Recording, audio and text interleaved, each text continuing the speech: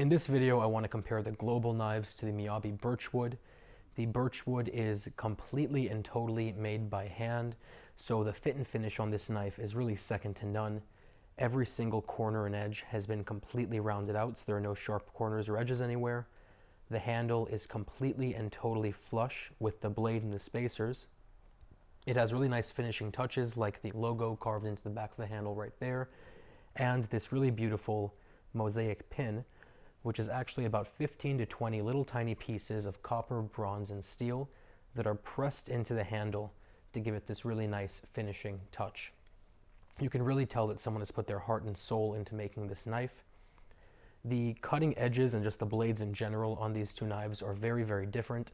The Global uses Cremova 18, which is a relatively soft steel at about 56 to 58 hardness, and it is sharpened down to a roughly 15-degree angle.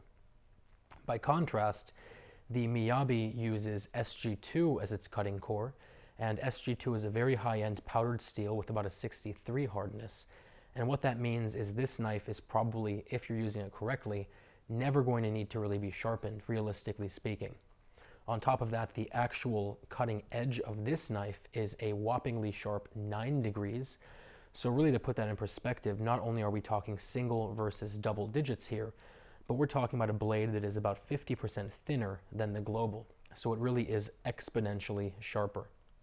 The Global is just a piece of Cremova 18 as the blade, while the Miyabi is wrapped on either side with 50 layers of stainless steel, which gives it that gorgeous flower damascus finish. And the Miyabi is a full tang that goes all the way through this birchwood handle. Birchwood is originally a wood that was used in Faberge eggs, and it is beautiful. This video is not going to do it justice. The dark grain looks very nice, but as you rotate it and look at it, there are areas of the wood that are translucent almost, and areas that are not. So the end result is that when you're looking at this, it looks almost like a piece of marble that's made out of wood, and it's just a gorgeous knife in general. The Global, a lot of people don't realize, does not have a tang at all. It's actually a two-piece knife. The handle is hollow and welded on to the blade after it's filled with sand.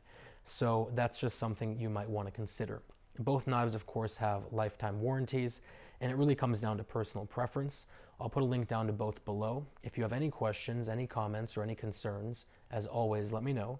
And otherwise, I will talk to you very, very soon.